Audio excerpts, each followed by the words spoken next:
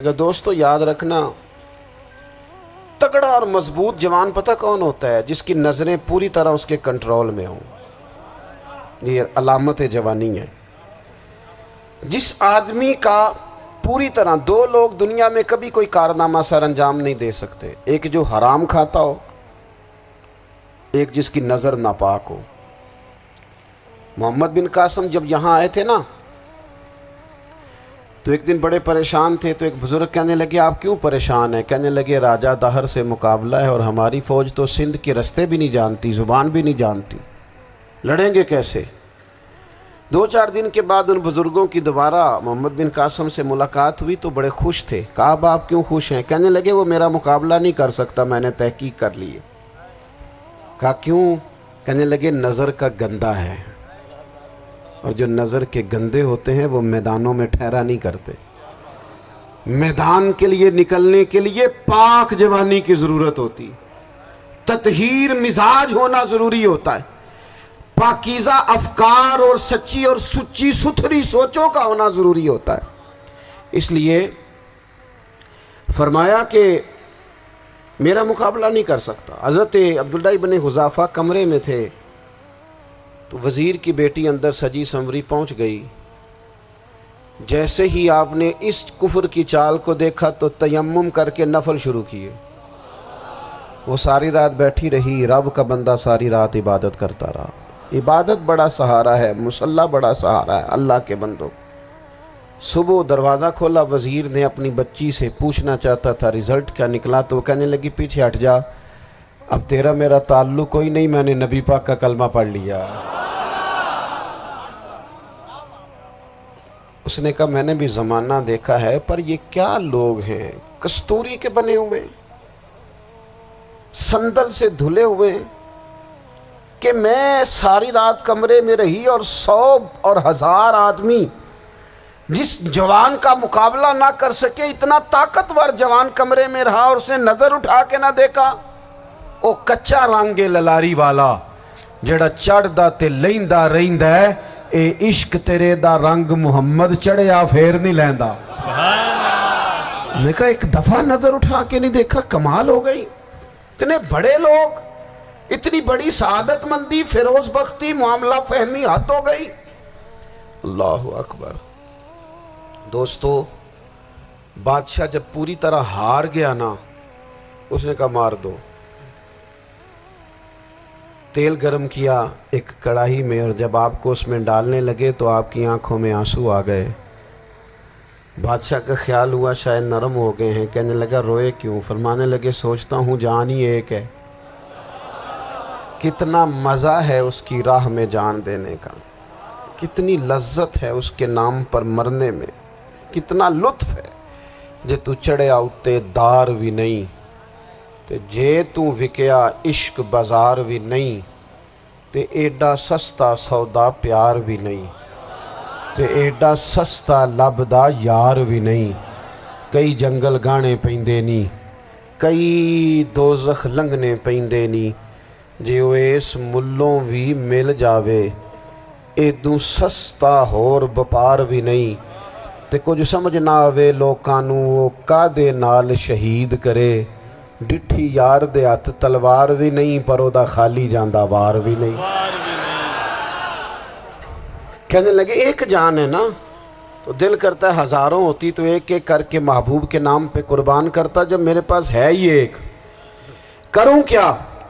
حضرت عبداللہ ابن حذافہ رضی اللہ تعالیٰ عنہ جب روئے اور بادشاہ نے یہ بات سنی تو بادشاہ اٹھ کے کھڑا ہو گیا، سارے وزیروں مشیروں کو کہنے لگا تم نے کہا تھا نا بندہ ضائع کرنے والا نہیں، یہ بھی ضائع کرنے والا نہیں۔ کہنے لگا میرا ماتھا چومو، تم جیسے لوگوں کو قتل نہیں کرنا چاہیے، آزاد کرنا چاہیے۔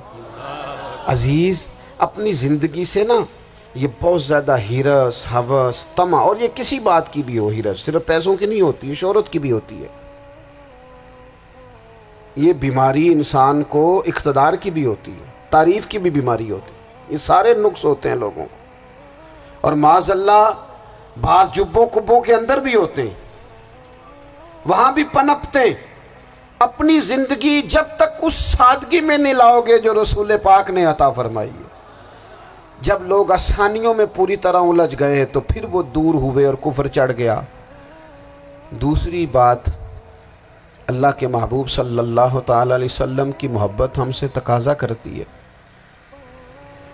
کہ ہم اس مشن کے لیے کام کریں جس مشن کے لیے رسول پاک نے کام فرمایا ہے۔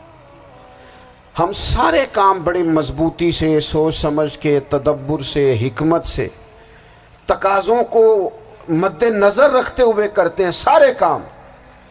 دین کے کام میں ہمارا مزاج نہیں ہوتا، او ہو جائے گا جی، آپ بسم اللہ پڑھیں جی، شروع کریں جی۔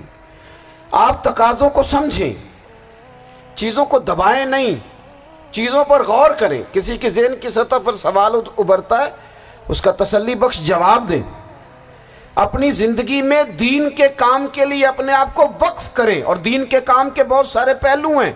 ہزاروں لوگوں کو قرآن پاک ٹھیک پڑھنا نہیں آتا، ہزارہ لوگ ہیں جو قرآن مجید کے مطالب سے آگاہ نہیں ہیں، دین کی بنیادی ضروریات سے لوگ نابلد ہیں۔ میں آپ کو کس طرح یہ بات سمجھاؤں کہ ہزاروں کی تعداد میں طلاقیں اس لیے ہوتی ہیں کہ مردوں کو طلاق کے مسئلے نہیں آتے، انہیں پتہ نہیں ہے کہ مجھے حقوق زوجین کے معاملے میں کیسے چلنا۔ ڈھیر سارے گھروں میں تباہی اس لیے ہے کہ تربیت اولاد کا دینی منہج ہمیں نہیں پتا۔ اپنا حصہ ملائیں دین کے کام میں۔ ایک آدمی کو اگر تو نمازی کرنے میں کامیاب ہو گیا، تیری زندگی بدل گئی۔ وہ دین بیزار لوگ جو ہمارے بیچ بیٹھ کے ہماری نوجوان نسل کو پگڑی اور داڑھی کا نام لے کے بنیادی طور پر دین سے دور کرتے، ایسے نوجوانوں کو دین کا پیغام محبت دے کر دین کے قریب کرنا ہماری ڈیوٹیوں کا حصہ ہے۔ ہمیں ذمہ داری کا احساس کرنا پڑے گا، ہمیں یہ خاص قدم اٹھانا پڑے گا، توجہ دینی پڑے گی۔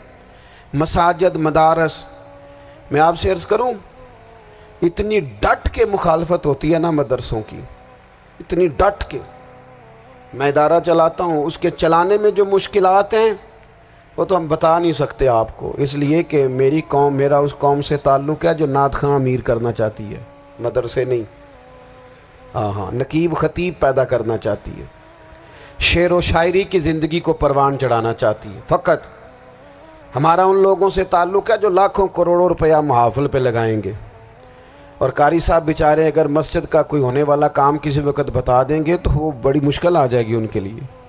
یہ کیسے ہو سکتا ہے، آپ نے یہ ڈیوٹی بتا دی۔ مدارس، اور جتنا اہم رول دین کو پھیلانے میں مدارس اسلامیہ کا ہے، اتنی زبردست، لوگوں کا خیال ہوتا ہے میری طرح کے لوگ شاید کام کرتے ہیں، ڈیوٹی کرتے ہیں۔ یہ 10-15 لوگ آپ کو نظر آتے ہیں جو آپ کو کہیں میڈیا پر یا ادھر ادھر ڈیوٹی کرتے، مخلص لوگ اپنی جگہ پہ، وہ بھی بڑا ہی کام کر رہے ہیں، جو میڈیا پہ آ کے بھی اخلاص سے اور درد دل سے کو دین کی، ان کی بھی کسی بات کی حوصلہ شکنی نہیں۔ لیکن ہزارہ اساتذہ جو مدارس میں بیٹھ کے پڑھاتے ہیں، جنہوں نے وہ سارے لوگ تیار، آپ سمجھ نہیں سکتے کتنا بڑا کام۔ حفظ کا استاد جو ہوتا ہے نا، اس کی ڈیوٹی 24 گھنٹے ہوتی ہے، فجر سے پہلے، اور اس نے بچوں کو اٹھانا۔ تنخواہ تو ہم انہیں دینا نہیں نہ چاہتے جی، تنخواہ نہیں دی انہوں نے، ہمیں مولوی امیر نہ ہو جانا۔ مولوی نو تے سوٹ بھی 27ویں والی رات دے ہے تاکہ کدھر سوان کے عید والے دن پا نہ لوے، چونکہ 27ویں تو بات تے درزی پھڑتا ہی کوئی نہیں، کیوں حضرت؟ ایسے ہی ہے نا، اس وقت تو نہیں نہ لیتا۔ تو ہم چاہتے ہیں مولوی ہماری مرضی کے ہماری طرح کا سوٹ نہ پہن لے۔ مدارس کی مضبوطی، آپ یہ دیکھ لیں، یہ صلاح الدین ایوبی کا تعلق بھلا کس چیز سے تھا؟